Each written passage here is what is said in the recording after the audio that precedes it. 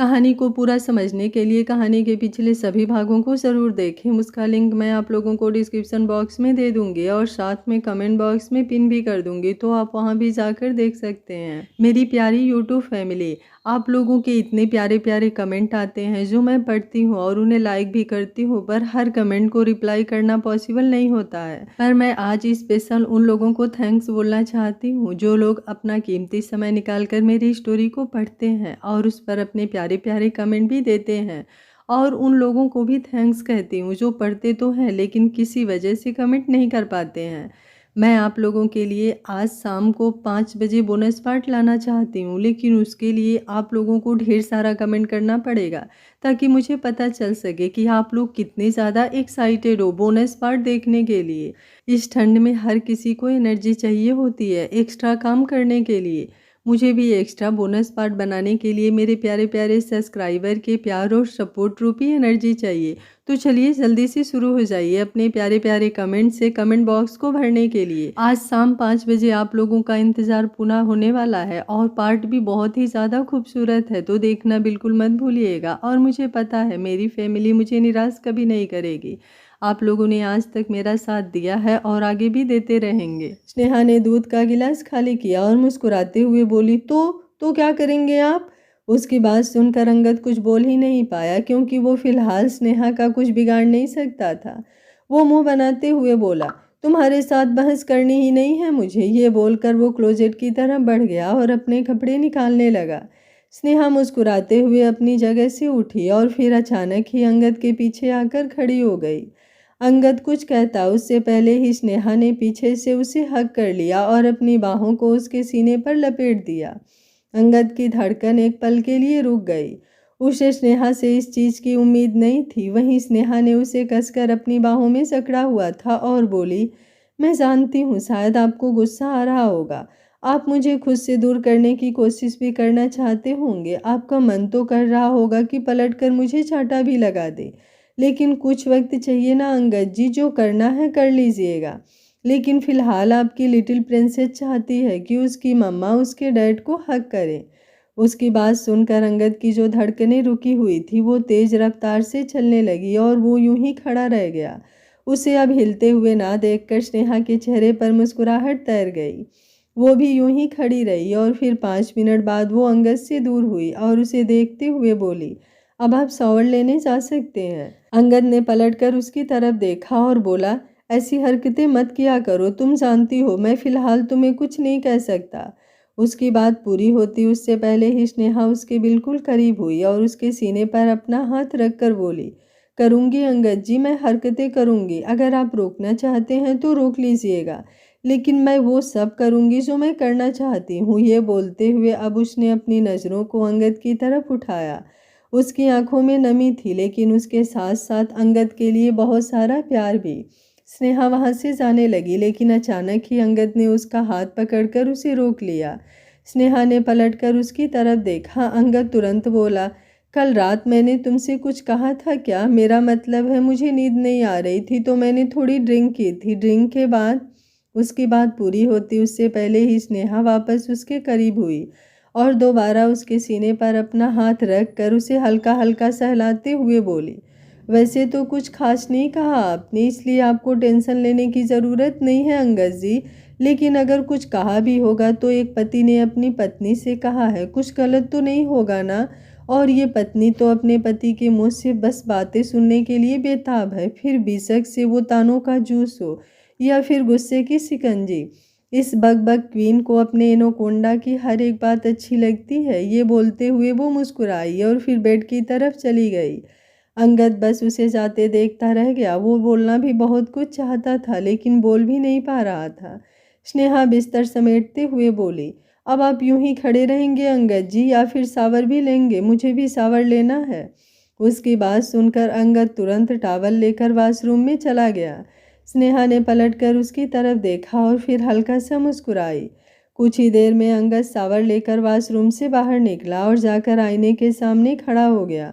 उसने एक नज़र पूरे रूम में देखा। उसे स्नेहा नज़र नहीं आई तो वो तुरंत अपना टॉवेल थोड़ा सा खोलने लगा, लेकिन अगले ही पल स्नेहा अपना हाथ रखकर अपनी आंखों को बंद करते हुए बोली, मैं रूम में ही हूँ अंगद जी। उसकी आवाज़ सुनकर अंगद ने तुरंत अपना टॉवल और भी ज़्यादा कस गया। वक्त रहते वो बच गया। उसने पलटकर स्नेहा की तरफ देखा जो बेड के पास झुकी हुई थी। उसे झुका हुआ देखकर अंगद का चेहरा गुस्से से कांपने लगा। वो तुरंत आगे की तरफ आया और बोला, ये क्या कर रही हो तुम? तुम्हें किसने कहा नीचे झुकने के लिए? तुम पागल हो गई हो क्या? तुम्हें पता है ना तुम्हें इस हालत में नीचे नहीं झुकना है। स्नेहा ने अपना हाथ उसकी तरफ बढ़ाया। अंगद गुस्से से बोला, अब क्या है? स्नेहा तुरंत बोली, तो हाथ दीजिए ना, ऊपर उठाइए, ऐसे मुश्किल होता है? अंगद ने उसकी तरफ अपना हाथ बढ़ाया। स्नेहा अपनी जगह पर उठी और बोली, मैं क्या करूं? मुझे नीचे झुकना पड़ा अंगद जी। संगम ने मुझे एक ड्राइंग बनाकर दी थी जो बहुत ज़्यादा स्पेशल थी। वो पता नहीं कैसे बेड के नीचे चली गई, मैं बस वही उठा रही थी। ये बोलते हुए उसने अपने हाथ में पकड़े हुए ड्राइंग पेपर की तरफ देखा। अंगद तुरंत बोला, आर यू सीरियस? एक फालतू सी पेंटिंग के लिए तुम ऐसे रिस्क कैसे ले सकती हो स्नेहा? ये बोलते हुए उसने उस ड्राइंग पेपर को अपने हाथ में लिया और उसे अपने हाथ में मसलने लगा। लेकिन तभी स्नेहा ने उसकी कलाई पकड़कर उसे रोक लिया और बोली, बहुत ही स्पेशल पेंटिंग है ये अंगद जी, प्लीज़ इसे ख़राब मत कीजिएगा वरना संगम का दिल टूट जाएगा। एक बार आप ये पेंटिंग खोल कर देख लीजिए, उसके बाद आपको जो करना है कीजिएगा, पर प्लीज़ इसे ख़राब मत कीजिए। उसकी बात सुनते हुए अंगद ने उस ड्राइंग पेपर की तरफ देखा जो लगभग से वो अपने हाथ में कुचल चुका था, लेकिन अब उसने उसे वापस खोला तो उसमें संगम ने अपनी फैमिली पिक्चर बनाई हुई थी जिसमें अंगद था, संगम था, स्नेहा थी और ऊपर एक और इंसान की पेंटिंग थी जो बादलों में छुपा हुआ था। उसके नीचे लिखा हुआ था तनुमा। वो पेंटिंग देखते हुए अंगद की धड़कनों ने जैसे धड़कने से इनकार कर दिया। वहीं स्नेहा ने अब वो पेंटिंग अपने हाथ में ली और बोली, इसे खराब मत कीजिए अंगद जी, ये बहुत ही स्पेशल है, इसके लिए नीचे झुकना क्या पता नहीं मैं क्या कुछ कर जाऊं। पेंटिंग बनने का दोबारा बन जाएगी। लेकिन उसकी बात पूरी होती उससे पहले ही अंगद बेड पर बैठते हुए बोला, पर वो लोग वापस नहीं आते स्नेहा जो छोड़कर चले जाते हैं बिना ये सोचे कि जिन्हें वो छोड़कर जा रहे हैं वो कैसे रहेंगे, है ना? ये बोलते हुए उसकी आंखें नम हो गई थी। स्नेहा उसके पास आई। उसने अंगद का चेहरा अपने हाथों में थामा और फिर हल्का सा ऊपर की तरफ उठाया। उसकी खुद की आंखें नम थी। उसने हल्का सा अपने पलकों को झपकाया तो एक आंसू उसकी आंख से नीचे गिरा और अंगद की आंखों के आंसू से मिलता हुआ उसके गाल पर लुढ़क गया। स्नेहा ने अंगद का चेहरा अपने हाथों में थामा हुआ था और उन दोनों की आंखों का आंसू जब मिला तो एक पल के लिए तो जैसे वक्त थम गया था। स्नेहा अंगद की तरफ देखते हुए बोली, कोई हमें नहीं छोड़कर जाता अंगद जी। तनुश्री जितना प्यार आपसे करती है आपको लगता है कि वो आपको कहीं छोड़कर गई होंगी?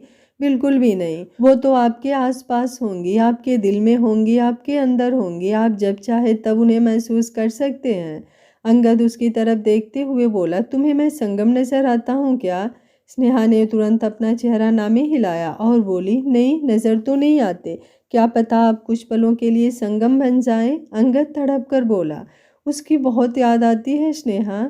स्नेहा ने उसके चेहरे को और भी ज़्यादा कसकर थाम लिया और बोली, तो याद कीजिए ना, किसने मना किया? वो प्यारी ही इतनी होंगी कि उनकी याद तो आपको आएगी ही। अंगद उसकी आंखों में देखते हुए बोला, तुम्हें जलन नहीं हो रही? स्नेहा ने तुरंत पूछा, किससे? अंगद ने कुछ नहीं कहा। स्नेहा हल्का सा मुस्कुराई और बोली, जलन तो तब होती जब मुझे पता होता कि आप मेरे अंगद जी हैं। अब तो दिल में बस उम्मीद है, लेकिन अब ये दिल ये भी समझ चुका है कि आप मेरे नहीं हैं, आप तनुश्री के हैं। और जब हमें पता ही है कि ये चीज़ हमारी नहीं है तो फिर उसके लिए जलना क्यों? लेकिन ऐसा नहीं है कि मैं कोशिश नहीं करूँगी आपको पाने की। आपका तो पता नहीं, लेकिन मेरी तो पहली मोहब्बत आप है ना अंगद जी। तो आपको पाने की तलब तो मेरे दिल में रहेगी ना। कोई बात नहीं, उम्मीद है, इंतज़ार है, सब कुछ है। अंगद ने अब भी कुछ नहीं कहा। स्नेहा एक बार फिर से बोली, कुछ पलों के लिए आपको अपना मान लूँ क्या? बस कुछ पलों के लिए? अंगद ने कुछ नहीं कहा, बस हल्की सी अपनी पलकें झपका दी तो स्नेहा उसके चेहरे पर झुकी और उसे अपने होठों से चूमने लगी। वो कभी उसके माथे पर अपने होठ रखती तो कभी उसके गालों पर, कभी उसकी नमी से भरी हुई आंखों पर तो कभी उसके नाक पर। कुछ पल यूं ही उसे जगह जगह पर चूमते रहने के बाद स्नेहा ने अब उसके चेहरे को अपने हाथों से आज़ाद किया और फीका सा मुस्कुरा कर बोली, आप तैयार हो जाइए। वैसे तो संडे है, ऑफिस तो नहीं जाना, लेकिन ब्रेकफास्ट करने के लिए नीचे तो जाना होगा ना? संगम भी आपका इंतजार कर रहा होगा, मैं भी बस शावर लेने जा रही हूँ। ये बोलकर वो क्लोजेट की तरफ बढ़ने लगी, लेकिन अंगद ने उसका हाथ पकड़कर उसे रोक लिया और फिर खुद भी अपनी जगह से उठ गया। स्नेहा सवालिया नज़रों से उसे देख रही थी। अंगद को इस वक्त बहुत अजीब सा फील हो रहा था। उसने स्नेहा के गाल पर अपना हाथ रखा तो स्नेहा धीमे से बोली, अंगद जी। अंगद ने अब अपनी उंगली उसके होठों पर रख दी और फिर अपनी उंगली के ऊपर अपने होठ रख दिए। स्नेहा की आंखें तुरंत बंद हो गई। वो बस अंगद की तरफ देखती रह गई और अंगद ने अब अपने होठों को स्नेहा के होठों से हटाया। स्नेहा ने भी अपनी आंखें खोलकर अंगद की तरफ देखा और अंगद चुपचाप ड्रेसिंग की तरफ बढ़ गया। स्नेहा के चेहरे पर मुस्कुराहट तैर गई, लेकिन साथ ही साथ आंखों में आंसू भी थे। अंगद ने पहली बार उसे सामने से किस किया था और उसकी आंखों में इसी बात पर खुशी के आंसू बह रहे थे, पर ये पल भी बहुत ज़्यादा नाजुक थे। लेकिन स्नेहा के लिए ये भी बहुत बड़ी बात थी। कहाँ तो स्नेहा ने उम्मीद ही छोड़ दी थी और कहाँ अब एक बार फिर से उसका दिल जोरों से धड़कने लगा था। पता नहीं कैसे कैसे ख्वाब देखने लगा था। स्नेहा जल्दी से अपने कपड़े लेकर शावर लेने चली गई और जब तक वो शावर लेकर आई तब तक अंगद तैयार होकर रूम से बाहर निकल चुका था। वो नीचे आया और आकर हॉल में बैठकर संगम से खेलने लगा। ब्रेकफास्ट का टाइम हो गया था, लेकिन अभी स्नेहा नहीं आई थी तो शारदा जी ने ब्रेकफास्ट टेबल पर लगाया ही नहीं था। संडे के दिन थोड़ा बहुत लेट तो सबका चला था। तभी सुमित्रा जी वहां पर आई और बोली, क्या बात है भाभी, आज आप ब्रेकफास्ट नहीं लगा रही टेबल पर? सब लोग बाहर खाने जा रहे हैं क्या? शारदा जी तुरंत बोली, नहीं ऐसा तो कुछ नहीं है, वो बस स्नेहा का इंतजार। उनकी बात पूरी होती उससे पहले ही सुमित्रा जी व्यंग से बोली, क्यों, वो कोई वीआईपी है क्या जो उसके लिए सब लोग बैठे रहेंगे? वो अपने रूम में आराम फरमा रही होगी और आप उसके चक्कर में हम सबको भूखा रख रही हैं। शारदा जी तुरंत बोली, ऐसा बिल्कुल नहीं है सुमित्रा, अभी तक तो सब लोग बाहर भी नहीं आए हैं तो मैं ब्रेकफास्ट लगवाऊं किसके लिए? और यहाँ सब लोग एक साथ खाना खाते हैं।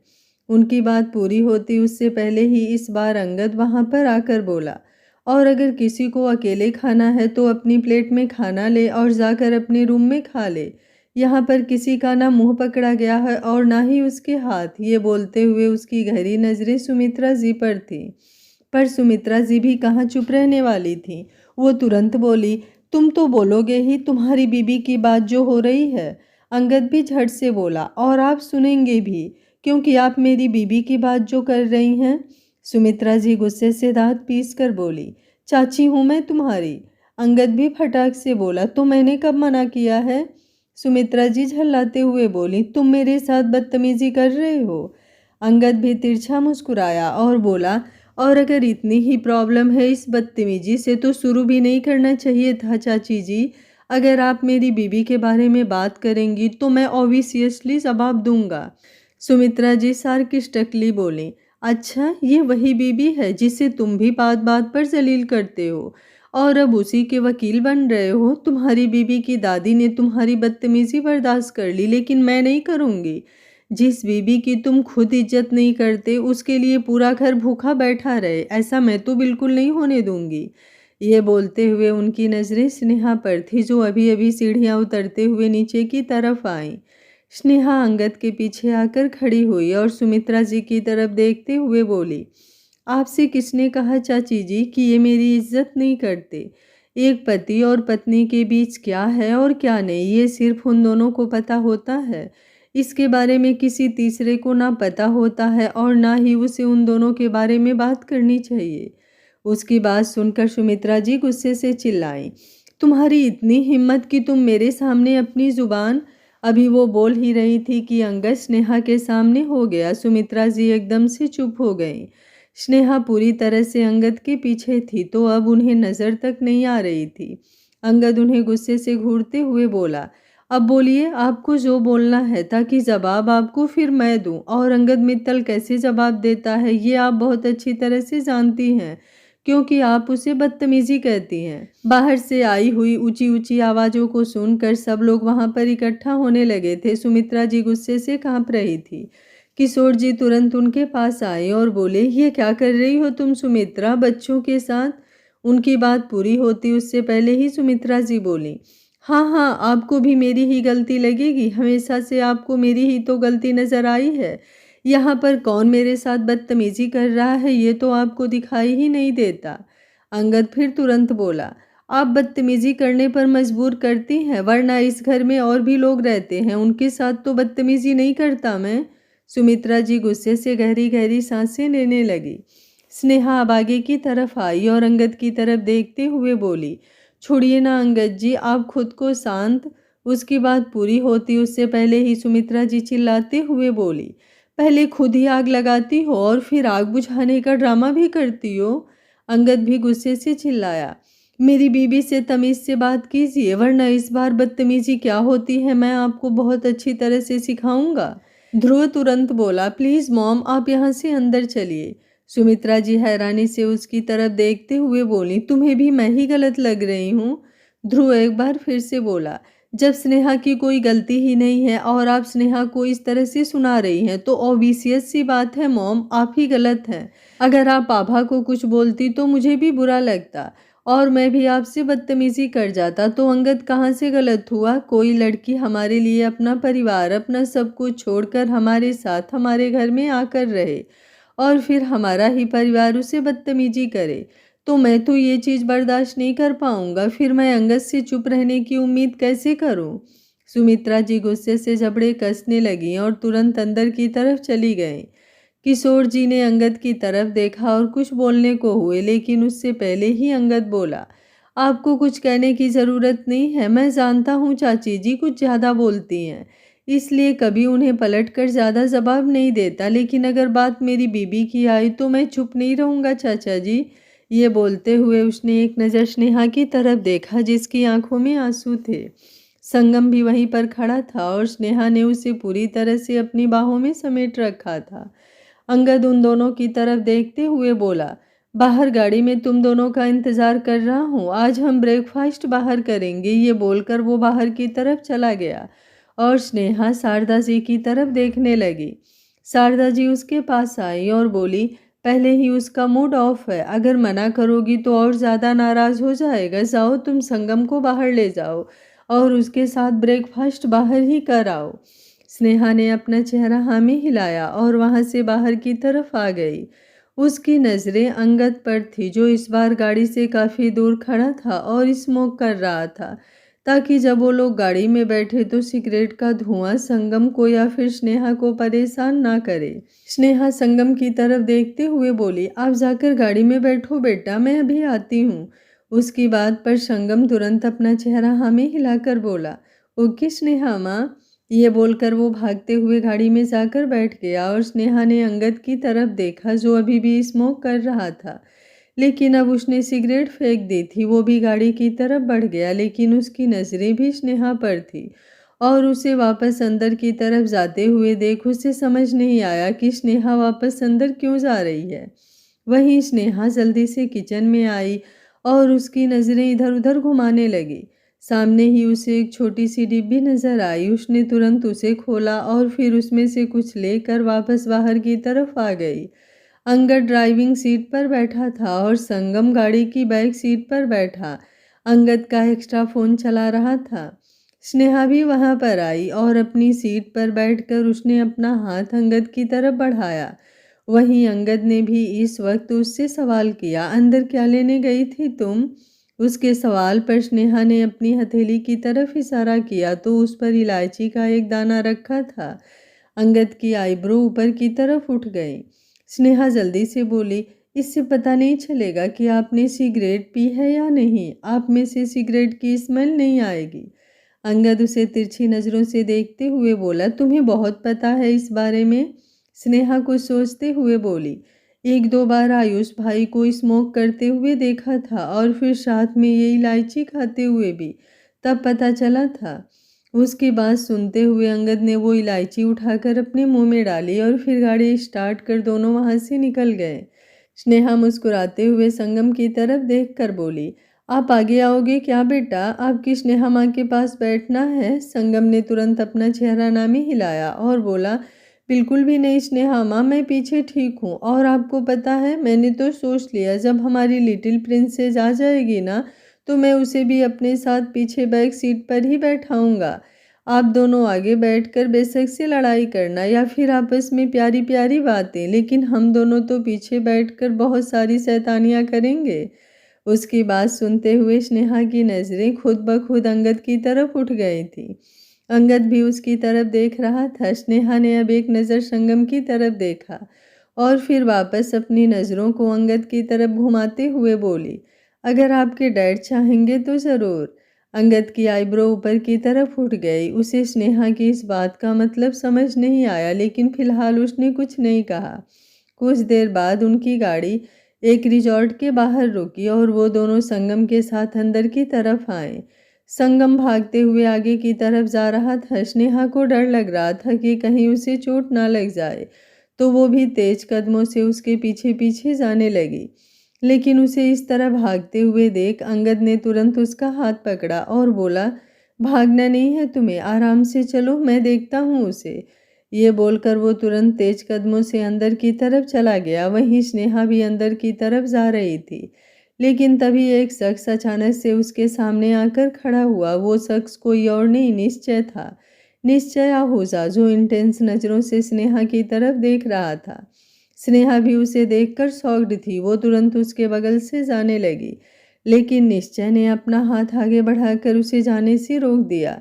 स्नेहा गुस्से से बोली, मेरा रास्ता छोड़िए। निश्चय तुरंत बोला, क्यों, मुझसे बात भी नहीं करोगी? उस दिन पार्टी में भी मुझसे बात की थी और अस्पताल में भी, लेकिन आज क्या हुआ? आज तो तुम मुझसे जरा सी भी बात नहीं कर रही। यहाँ पर ब्रेकफास्ट के लिए आई हो क्या? अंगद लेकर आया है क्या? स्नेहा तुरंत बोली, और मैं आपको ये सब क्यों बताऊं? मैं यहाँ क्या करने आई हूँ, किसके साथ आई हूँ, आप ये जानने वाले होते कौन हैं? निश्चय तुरंत बोला, फिलहाल तो कुछ भी नहीं, लेकिन अगर तुम चाहो तो बहुत कुछ हो सकता हूँ। ये बोलते हुए वो स्नेहा के और भी ज़्यादा करीब हो गया। स्नेहा गुस्से से बोली, मेरे पास मत आइए, वरना। उसकी बात पूरी होती उससे पहले ही निश्चय तिरछा मुस्कुराकर बोला, वरना क्या? अंगद को शिकायत करोगी? लेकिन उसे शिकायत करने का फ़ायदा क्या? उसे तो तुम पर यकीन भी नहीं, बस अपने बेटे संगम के लिए वो तुम्हें अपने साथ रख रहा है, वरना अब तक तो वो तुम्हें घर से बाहर निकाल चुका होता। लेकिन मेरा यकीन करो तुम, मैं अंगद जैसा बिल्कुल भी नहीं हूँ। मैं तुम्हें किसी बच्चे के लिए अपने साथ नहीं रखूँगा, बल्कि तुम्हें बहुत सारा प्यार। अभी वो बोल ही रहा था कि पीछे से किसी ने उसकी शर्ट के कॉलर को अपने हाथ में लिया और फिर अपनी तरफ घुमाया। निश्चय एकदम हैरान रह गया और अगले ही पल उसके सामने खड़े किसी और शख्स ने नहीं, बल्कि अंगद ने ही उसके गाल पर जोरदार पंच जड़ दिया। स्नेहा एकदम शौक रह गई। उसने अपने होठों पर अपना हाथ रख लिया था। निश्चय का चेहरा एक तरफ लुढ़क गया और अंगद गुस्से से कांपते हुए बोला, तेरी हिम्मत भी कैसे हुई मेरी बीबी के सामने इस तरह की घटिया बकवास करने की? निश्चय खुद उसकी बात सुनकर हैरान रह गया था। उसे नहीं पता था कि अंगद इस तरह से वापस आ जाएगा, इसलिए वो जो मन में आया वो स्नेहा को बोल रहा था। वहीं अंगद, जिसे पहले निश्चय और स्नेहा पर शक था, अब उसका शक दूर हो चुका था, क्योंकि उसने खुद ही निश्चय के मुंह से सारी रियलिटी सुन ली थी। उसने एक बार फिर से निश्चय के मुंह पर जोरदार पंच मारा और बोला, मेरी बीबी है वो, कोई राह चलती लड़की नहीं जिससे तू इस तरह की बकवास करेगा। ये बोलकर अब उसने जोर से उसे धक्का दिया तो निश्चय सीधा जमीन पर जाकर गिरा। उसके होठों के किनारे फट गए। स्नेहा अंगद की तरफ आई और बोली, चलिए ना यहाँ से अंगद जी, यहाँ पर ऐसे फालतू तमाशा। उसकी बात पूरी होती उससे पहले ही अंगद ने गुस्से से उसकी तरफ देखा तो स्नेहा एकदम से चुप हो गई। संगम भी अब वापस बाहर की तरफ आ गया था और एक साइड पर खड़ा होकर ये सब कुछ देख रहा था। स्नेहा ने जब उसकी तरफ देखा तो वो तुरंत उसके पास आ गई और उसने उसके चेहरे को पूरी तरह से अपनी तरफ घुमाकर उसे अपनी बाहों में कस लिया। वहीं अंगद अब गुस्से से निश्चय को घूरते हुए उसके पास आया और फिर उस पर झुककर बेहद सर्द आवाज में बोला, आइंदा अगर मेरी बीबी की तरफ आंख उठाकर देखा भी तो तेरी आंखें निकाल लूंगा मैं। एक बार पहले भी तू ये गलती कर चुका है, उस वक्त मैंने तुझे छोड़ दिया, याद है ना तुझे? ये बोलते हुए उसके चेहरे पर डेविल एक्सप्रेशंस थे और निश्चय के चेहरे का रंग उड़ा हुआ था। उसने एक बार पहले भी तनुश्री के साथ बदतमीजी करने की कोशिश की थी। एक पार्टी के दौरान उसने तनुश्री के साथ जबरदस्ती करने की कोशिश की थी और तब भी अंगद ने उसे बहुत बुरी तरह से पीटा था। अंगद उसके एक्सप्रेशंस देखकर बोला, उस दिन जिंदा छोड़ दिया, लेकिन अगर आइंदा मुझे तो मेरी फैमिली के आसपास भी नजर आया तो जिंदा नहीं छोड़ूंगा। और ये अंगद मित्तल का तुझे चैलेंज भी है और वादा भी है। ये बोलकर अब अंगद वापस ऊपर की तरफ उठ गया। निश्चय ने अपनी उंगलियों को अपने होठों के किनारे पर रखा जहां से खून बह रहा था। उसने अंगद को कुछ कहा नहीं, लेकिन वो भी अंगद को घूर रहा था और अब अंगद तुरंत स्नेहा और संगम की तरफ बढ़ गया। स्नेहा जल्दी से बोली, हम यहाँ से चलते हैं अंगद जी, कहीं और जाकर।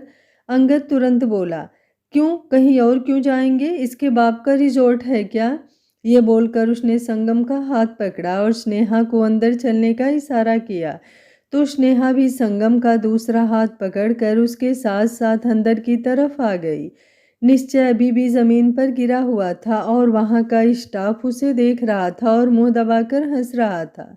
निश्चय अब अपनी जगह से उठा और बोला, ये तूने बिल्कुल सही नहीं किया अंगद। एक बार पहले भी तूने सबके सामने मेरी इंसल्ट की थी और आज एक बार फिर से तूने सबके सामने मेरी इज्जत की धज्जियां उड़ाई है। मैं तुझे नहीं छोड़ूंगा और तेरी ये बीबी, इसे तो बिल्कुल भी नहीं। इस पर तो मेरी नज़र है और निश्चय आहूजा की नज़र अगर एक बार किसी चीज़ पर चली जाए तो वो उसे हासिल करके रहता है। ये बोलकर वो भी तुरंत वहां से बाहर की तरफ चला गया। दूसरी तरफ अंगद और स्नेहा दोनों संगम के साथ अंदर की तरफ बैठे थे।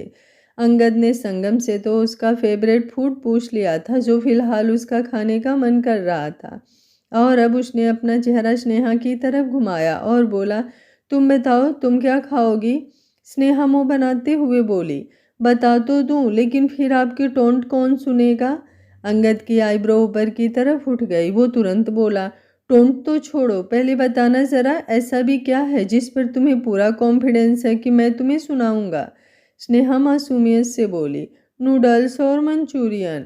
अंगद के चेहरे पर अजीब सी एक्सप्रेशंस आ गए। भला सुबह सुबह ये दोनों चीजें कौन खाता है? रिजॉर्ट में अंगद अजीब सी नजरों से स्नेहा को देख रहा था और स्नेहा ने अपना चेहरा अब नीचे की तरफ झुका लिया था। वो जानती थी कि उसने जो बकवास किया उस पर अंगद को गुस्सा तो बहुत आ रहा होगा, लेकिन फिलहाल वो गुस्सा करने के अलावा और कुछ कर नहीं पाएगा। एक तो संगम साथ है और वैसे भी वो दोनों बाहर हैं तो शायद अंगद उसे नहीं डांटेगा। वहीं अंगद उसकी तरफ देखते हुए बोला, किसी गलतफहमी में मत रहना। अगर तुम्हें लगता है कि तुम यहाँ पर मेरी डांट से बच जाओगी तो तुम गलत सोच रही हो। बेशक से हम दोनों बाहर हैं या फिर संगम हमारे साथ है, लेकिन मैं तुम्हें अपनी मर्जी नहीं करने दूंगा। सुबह सुबह तुम्हें मंचूरियन और नूडल्स खाने तो दूर, मैं देखने भी नहीं दूंगा तुम्हें।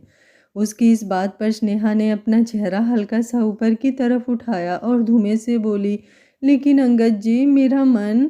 अंगद तुरंत बोला, चुप, बिल्कुल चुप। उसे यूं स्नेहा को डांटते हुए देख संगम जोरों से हंसने लगा और उसे हंसते हुए देख अब स्नेहा ने और भी मायूस सा चेहरा बनाया। संगम हंसते हुए बोला, आपको पता है आप दोनों लड़ते हुए एकदम टॉम एंड जेरी लग रहे हो। जैसे टॉम जेरी पर अपना हुकूमत चलाता रहता है, वैसे ही स्नेहा माँ ऐसा लग रहा है जैसे डैड आपको पूरी तरह से कंट्रोल कर रहे हैं। आपको नूडल्स और मंचूरियन खाने हैं, लेकिन डैड आपको खाने नहीं दे रहे हैं। पर कोई बात नहीं, आप मेरे साथ घर चलना, मैं वहाँ पर दादी माँ को बोलकर आपके लिए स्पेशल नूडल्स और मंचूरियन बनवाऊँगा। और आपको पता है दादी माँ बहुत हेल्दी वाले नूडल्स और मंचूरियन बनाती हैं और जो बहुत ज़्यादा टेस्टी भी होते हैं और उन्हें खाने से हमारा पेट भी खराब नहीं होता और आपके पेट में जो हमारी लिटिल प्रिंसेस है उसे भी कोई प्रॉब्लम नहीं होगी। उसकी बात सुनकर अब स्नेहा के चेहरे पर हल्की सी मुस्कुराहट आ गई थी। वो अंगद की तरफ देखते हुए बोली, आप संगम की तरह थोड़े समझदार नहीं हो सकते थे क्या अंगद जी? देखिए ना, छोटा सा बच्चा कितने प्यार से मुझे मना रहा है और उसकी बात सुनकर अब मैं मान भी गई हूँ। मेरा इतना मन भी नहीं कर रहा नूडल्स और मंचूरियन खाने का, और अगर करेगा भी तो घर जाकर खा लूँगी। लेकिन आपको तो सीधा मुझे डांटना है, प्यार से भी तो बोल सकते थे ना, पर मेरे लिए प्यार कहाँ? ये बोलकर उसने अपना मुंह बनाया और फिर टेबल की तरफ देखने लगी। अंगद चुपचाप उसकी तरफ देख रहा था। आज तक उसने ध्यान नहीं दिया था, लेकिन ये रूठी हुई स्नेहा सच में कुछ अलग ही लग रही थी। अंगद ने वेटर की तरफ देखा जो कब से वहां पर खड़ा उनका ड्रामा देख रहा था। वो तुरंत बोला, जब पता है कि टेबल पर कोई ऑर्डर नहीं दिया जा रहा तो यहाँ पर खड़ा होना ज़रूरी है क्या?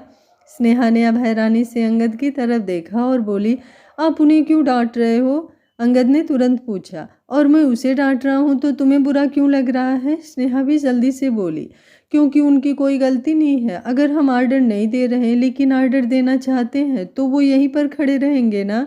आप सच में बहुत खड़ूस हो अंगद जी। अंगद भी जल्दी से बोला, और तुम्हें नहीं लगता कि तुम कुछ ज़्यादा ही बोलने लगी हो? स्नेहा ने मासूम सा चेहरा बनाया। अंगद ने अब वेटर की तरफ देखते हुए कहा, आप एक काम कीजिए, आपको जो ऑर्डर पहले दिया है उसमें ब्रेड टोस्ट और इटालियन फ्रेश वेजिटेबल सलाद के साथ एक काम्बो मंचूरियन और नूडल्स का कर दीजिए। उसकी बात सुनकर स्नेहा का मुंह खुला का खुला रह गया और वो वापस अंगद की तरफ देखने लगी। अंगद तुरंत बोला, ज़्यादा खुश होने की ज़रूरत नहीं है, सिर्फ 2-3 चम्मच खाने को दूंगा। स्नेहा को ऐसा लगा जैसे ये 2-3 चम्मच भी उसकी ज़िंदगी के वो 2-3 चम्मच हैं जो उसे पूरी ज़िंदगी याद रहेंगे। संगम तुरंत बोला, स्नेहा माँ, मेरी डैड इतने भी बुरे नहीं हैं। स्नेहा ने उसकी बात सुनकर अब दिलकश नज़रों से अंगद की तरफ देखा जो अभी भी वेटर को ऑर्डर समझा रहा था। वो मन ही मन बोली, आप बिल्कुल ठीक कह रहे हो संगम बेटा, आपके डैड इतने भी बुरे नहीं हैं। वेटर जो वहाँ से चला गया था उसके जाने के बाद अंगद स्नेहा की तरफ देखते हुए बोला, कुछ बड़बड़ा रही थी तुम? स्नेहा जल्दी से बोली, नहीं कुछ भी तो नहीं, मैं तो बस पूछ रही थी कि ऑर्डर आने में कितना टाइम लगेगा। अंगद जल्दी से बोला, अगर तुम कहो तो मैं खुद जाकर किचन में ऑर्डर प्रिपेयर करके ले आऊँ। स्नेहा ने कुछ नहीं कहा, एक बार फिर से अपना चेहरा नीचे की तरफ झुका लिया। कुछ देर बाद उनका ऑर्डर टेबल पर आया तो स्नेहा तो बस नूडल्स और मंचूरियन की तरफ देखती रह गई। देखने में इतने ज़्यादा डिलीशियस लग रहे थे तो खाने में कितने ज़्यादा मस्त होंगे, ये सोचते हुए ही उसकी जीभ लपलपाने लगी थी। अंगद ने संगम को उसका खाना सर्व किया और फिर स्नेहा की प्लेट में भी नूडल्स और मंचूरियन डालने लगा। लेकिन जिस हिसाब से वो उसके प्लेट में खाना सर्व कर रहा था, स्नेहा का मुंह बना हुआ था। नूडल्स तो बिल्कुल 4-5 और मंचूरियन भी आधी बाउल। ये देखकर स्नेहा को ऐसा लग रहा था जैसे कि इंसान को नहीं किसी कीड़े मकोड़े को खाना डाला जा रहा हो। वो अंगद की तरफ देखते हुए बोली, इससे कम नहीं दे सकते थे क्या अंगद जी? मुझसे इतना ज़्यादा खाया नहीं जाएगा। अंगद तुरंत बोला, अगर ज़्यादा लग रहा है तो कम कर देता हूँ। ये बोलकर उसने प्लेट को वापस उठाना चाहा तो स्नेहा ने मुंह बनाते हुए उसके हाथ पर हाथ रखा और बोली, रहने दीजिए। ये बोलते हुए उसकी नज़रें अंगद पर ही थी और जिस तरह से उसने अंगद के हाथ पर अपना हाथ रखा था, अंगद की नज़रें अब उसके चेहरे की तरफ घूम गई। उसकी नज़रों को खुद पर महसूस कर स्नेहा का दिल जोरों से धक धक करने लगा था। संगम ने जल्दी से अपना फ़ोन उठाया और दोनों की पिक्चर क्लिक करते हुए बोला, परफेक्ट, अब मैं इस पिक्चर को अपने फ़ोन पर वॉलपेपर लगाऊंगा। उसकी बात सुनकर स्नेहा ने तुरंत अपना हाथ अंगद के हाथ से हटा लिया था। अंगद उसे घूरते हुए बोला, मुझे नहीं लगता तुम यहाँ पर ब्रेकफास्ट के लिए आई हो, मुझे लगता है तुम यहाँ पर सिर्फ टाइम पास करने के लिए आई हो। ये जो तुम नूडल्स, मंचूरियन और ना जाने क्या क्या बोल रही हो ना कि तुम्हारा खाने का मन है, तुम्हें देखकर लग नहीं रहा कि तुमसे कुछ खाया भी जाएगा। स्नेहा तुरंत बोली, आपको पता भी है मुझे कितनी भूख लग रही है, आज तक मुझे कभी इतनी भूख नहीं लगी, लेकिन अब तो ऐसा लग रहा है जैसे अगर मैंने 5 मिनट कुछ नहीं खाया ना तो मेरे पेट में हाथी नाचने लगेंगे। उसकी बात सुनकर अंगद ने तो कुछ नहीं कहा, लेकिन संगम जोरों से हंसने लगा था और उसे हंसते हुए देख अंगद के चेहरे पर मुस्कुराहट तैर गई थी। स्नेहा ने अचानक ही संगम की तरफ अपना हाथ बढ़ाया तो संगम अपनी जगह से उठकर स्नेहा के पास आया और स्नेहा ने उसे अपनी गोद में उठा लिया।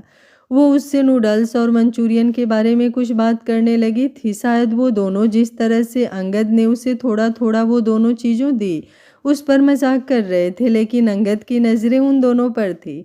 अब उसका स्नेहा को देखने का नज़रिया थोड़ा बदल गया था। जब उसकी स्नेहा से शादी हुई तो उसके अंदर का गुस्सा धीरे धीरे बढ़ रहा था, लेकिन 2-3 दिनों से उसके और स्नेहा के बीच जो कुछ भी हो रहा था, उसके बाद स्नेहा के लिए उसके दिल में गुस्सा और नफरत तो लगभग से खत्म हो गई थी और थोड़ी थोड़ी फीलिंग्स भी आने लगी थी। संगम को उसके साथ खुश देखकर उसे अच्छा भी लग रहा था, लेकिन कहीं ना कहीं तनुश्री की याद में उसे बुरा भी लग रहा था। अगर तनुश्री होती तो उसकी हैप्पी फैमिली में किसी तरह की कोई कमी नहीं होती। वहीं अब संगम स्नेहा की गोद से निकलकर अपनी जगह पर जाते हुए बोला, अब जल्दी से अपना ये खाना फिनिश कर लीजिए स्नेहा माँ, वरना पता नहीं डैड कब आपकी प्लेट से ये भी उठा लें। उसकी बात सुनकर स्नेहा हंसने लगी और हंसते हुए उसने अंगद की तरफ देखा। अंगद की आंखें एक बार फिर से लाल देखकर वो समझ चुकी थी कि उसके चेहरे के एक्सप्रेशंस ऐसे क्यों हैं। उसने अंगद के हाथ पर अपना हाथ रखा, लेकिन कहा कुछ नहीं। वो बस मुस्कुराते हुए संगम की तरफ देखने लगी। देखने को वो अंगद को भी देख सकती थी, लेकिन फिर शायद उसकी आंखों में भी नमी आ जाती। वहीं अंगद ने अपने आप खुद को संभाला और अचानक ही उसने स्नेहा के हाथ पर अपना हाथ रख दिया। तो अब स्नेहा ने अपना चेहरा घुमाकर उसकी तरफ देखा। इस वक्त उसका दिल जोरों से धड़क रहा था। अंगद और स्नेहा संगम के साथ रिजॉर्ट से बाहर निकले। उन तीनों ने अच्छे से ब्रेकफास्ट कर लिया था और अब वो तीनों वापस गाड़ी में बैठे और उनकी गाड़ी मित्तल मेंशन के लिए निकल गई। रास्ते में एक बार फिर से संगम अपने फ़ोन में लगा हुआ था। वो यूट्यूब पर किड्स वीडियो देख रहा था। वहीं स्नेहा बाहर की तरफ देख रही थी और अंगद चुपचाप गाड़ी ड्राइव कर रहा था। तभी अचानक से अंगद स्नेहा की तरफ एक नज़र देखकर बोला, उनसे अगर थोड़ा दूर ही रहोगी तो ज़्यादा बेहतर होगा। स्नेहा ने चौंकते हुए उसकी तरफ देखा। उसे समझ नहीं आ रहा था कि अंगद किस बारे में बात कर रहा है। वहीं अंगद ने अब दोबारा उसकी तरफ देखा और बोला, मैं चाची की बात कर रहा हूँ। स्नेहा की आंखें बड़ी हो गई। उसे अंगद से इस बात की एक्सपेक्टेशंस नहीं थी। अंगद अब वापस ड्राइव करते हुए बोला, पता नहीं क्यों लेकिन मुझे उनसे हमेशा नेगेटिव वाइब आती रहती है। उन्हें मेरा बिजनेस संभालना बिल्कुल अच्छा नहीं लगता। वो चाहती थी कि ध्रुव मित्तल अंपायर को संभाले, लेकिन ध्रुव भाई अपने प्रोफेशन को लेकर इतने ज़्यादा डेडिकेटेड थे कि उन्होंने बिजनेस को हमेशा खुद से दूर ही रखा। वो कहते हैं कि उन्हें बिजनेस ज़रा सा भी समझ में नहीं आता, इसलिए मैं उनसे छोटा हूँ फिर भी बिजनेस संभाल रहा हूँ। हालांकि मन तो मेरा भी नहीं था, लेकिन तनुश्री ने, ये बोलते हुए वो एकदम से चुप हो गया था। स्नेहा हल्का सा मुस्कुराई और बोली, आपको तनुश्री की बहुत याद आती है ना? अंगद ने कुछ नहीं कहा और बोला, अगर तुम उनसे थोड़ा बचकर रहोगी तो बेहतर होगा। पता नहीं क्यों वो हमेशा संगम से, मुझसे और अब तुमसे भी जलती रहती हैं। मन तो मेरा बहुत करता है कि या उन्हें इस घर से बाहर निकाल दूं या फिर खुद इस घर से अलग हो जाऊं, लेकिन फिर संगम के बारे में सोचता हूं। मैं तो जैसे तैसे फिर भी रह लूँगा, लेकिन संगम, उसका क्या होगा? उसके बिना मैं नहीं रह पाऊँगा और बाकी सब लोगों के बिना उसका रहना थोड़ा मुश्किल हो जाएगा। तो वहाँ पर रहना मेरी मजबूरी है, लेकिन तुम्हें अब खुद को संभालना होगा। उसकी बातें सुनते हुए स्नेहा का मन कर रहा था कि वो अंगद को वो पपाया वाली बात बता दे कि जानबूझकर सुमित्रा जी ने उसे पपाया काट कर दिया था और फिर बाद में मुकर गई। लेकिन फिलहाल उसने खुद को शांत रखा और अंगद के घुटने पर अपना हाथ रखकर बोली, आप फिक्र मत कीजिए अंगद जी, मैं खुद को संभाल कर रखूंगी। पहले एक बार गलती की है मैंने, जो मैं ऐसे हॉस्पिटल चली गई। Miss carriage. ये बोलते हुए वो एकदम से चुप हो गई और फिर एक गहरी सांस लेकर बोली, लेकिन अब मैं आपकी लिटिल प्रिंसेस को कुछ नहीं होने दूंगी, बेशक से फिर चाहे मुझे खुद को कुछ भी। वो बोलते बोलते एक बार फिर से चुप हो गई। उसे याद आया कि अंगद कैसे उसकी हर एक बात को नोटिस करता है और हर एक बात उसके दिमाग में बैठ जाती है। वो दोबारा ये सब बातें बोलकर अंगद का दिल नहीं दुखाना चाहती थी, इसलिए वो जल्दी से बात पलटते हुए बोली, और वैसे भी मुझे आपका बहुत सारा दिमाग खाना है। आपको क्या लगता है कि हम दोनों के बीच ये जो लड़ाई है ये सिर्फ 9 महीने की होगी क्या? एक बार हमारी ये लिटिल प्रिंसेस इस दुनिया में आ जाए, उसके बाद देखना, एक तरफ से आपको संगम परेशान करेगा, एक तरफ से मैं, और एक तरफ से हमारी ये लिटिल प्रिंसेस। उसकी बातें सुनते हुए अंगद को बहुत अच्छी तरह से समझ में आ चुका था कि स्नेहा कहना क्या चाहती थी और अब बोल क्या रही है, लेकिन उसने फिलहाल स्नेहा से कुछ नहीं कहा। कुछ देर बाद उनकी गाड़ी मित्तल मेंशन के पार्किंग एरिया में आकर रुकी और स्नेहा और अंगद दोनों गाड़ी से बाहर निकले। संगम तो तुरंत गाड़ी रुकते ही बाहर निकलकर अंदर की तरफ भाग गया था। स्नेहा भी अंदर की तरफ जाने लगी। तभी अचानक से उसके कानों में अंगद की आवाज़ गूंजी, एक बार पहले गलती कर चुका हूँ, अब दोबारा नहीं करूँगा। अपनी आंखों के सामने अपनी दुनिया को उजड़ते हुए देखा है मैंने। मैं अब अपनी इस दुनिया पर एक खरोच भी नहीं आने दूंगा, और अगर तुम्हारे दिमाग में कुछ ऐसा वैसा चल रहा है तो उसे निकाल दो बाहर, क्योंकि मैं किसी को अपनी दुनिया में लाना नहीं चाहता था, लेकिन अगर अब कोई मेरी दुनिया में आ ही गया है तो उसे मैं अपनी दुनिया से जाने नहीं दूंगा। उसकी बात सुनते हुए स्नेहा का दिल एक बार फिर से जोरों से धड़कने लगा था। आज का पार्ट आप लोगों को कैसा लगा, और शाम 5 बजे बोनस पार्ट देखने के लिए आप लोग कितने बेसब्र हैं? कमेंट बॉक्स में इन दोनों के बारे में अपनी राय ज़रूर दीजिएगा। मुझे आप लोगों के प्यारे प्यारे कमेंट का इंतज़ार रहेगा। और वीडियो जैसे ही 5 बजे अपलोड होगा आप लोग तुरंत देखिएगा, लाइक भी कीजिएगा और कमेंट भी कीजिएगा, ताकि बोनस पार्ट पर रिस्पॉन्स अच्छा रहे। क्योंकि बोनस पार्ट अपलोड करने से मेरा कोई बेनिफिट नहीं होता है, लेकिन मैं फिर भी आप लोगों की खुशी के लिए बोनस पार्ट अपलोड करती हूँ। तो सपोर्ट और प्यार की उम्मीद तो कर ही सकती हूँ। अगर अच्छे रिस्पॉन्स आएंगे तो मैं अगला बोनस पार्ट भी जल्द ही लेकर आऊँगी। तब तक आप लोग स्वस्थ रहिए, मस्त रहिए, अपना ख्याल रखते रहिए। Thank you for watching.